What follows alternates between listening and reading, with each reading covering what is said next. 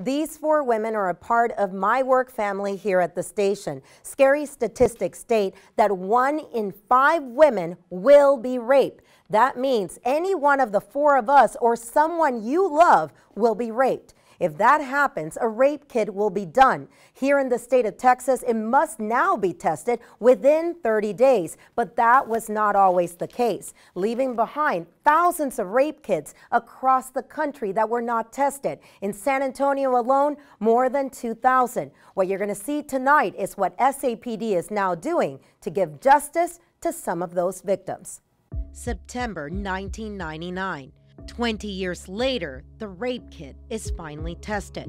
January 28, 2019, Justin Cola is indicted on sexual assault of a child. For years, the rape kits holding DNA evidence needed to find these suspects sat on a shelf at SAPD.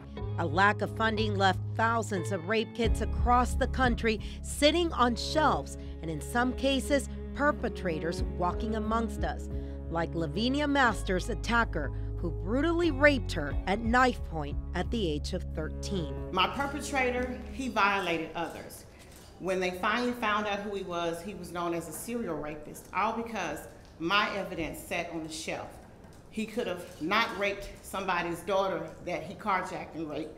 He could have not raped somebody's grandmother. Same MO, 65-year-old woman came through her window and raped her at knife point. Right here in San Antonio, some were also not caught before they attacked again. In Jesus Herrera's case, he was able to commit the assault of a child in 2013, 3 years after he had sexually assaulted another victim, but their case sat on a shelf in the evidence room until a grant gave law enforcement agencies money needed to test the rape kits.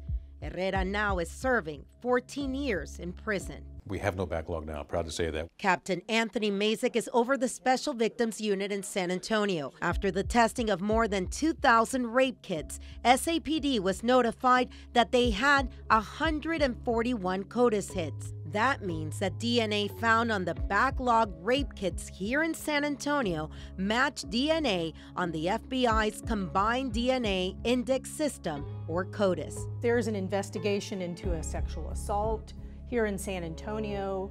That evidence is collected by a crime scene investigator. They analyze that in their laboratory and they submit that DNA profile to the state of Texas DPS lab.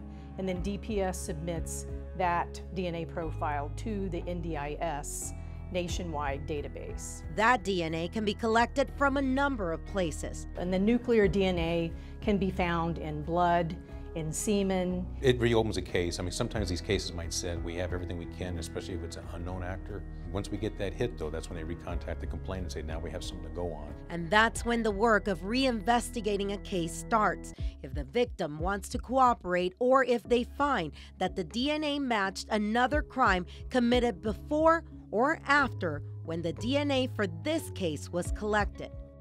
November 21, 2017, Robert Acosta is indicted for 2 counts of aggravated sexual assault of a child. The trial is set for April 18th of this year. National statistics also say that 1 in 71 men are raped in their lifetime. Fox San Antonio will stay on top of the 141 cases that so far SAPD has gotten a Codis hit on and where they stand on each one of the cases. Yami Virgen, Fox News at 9.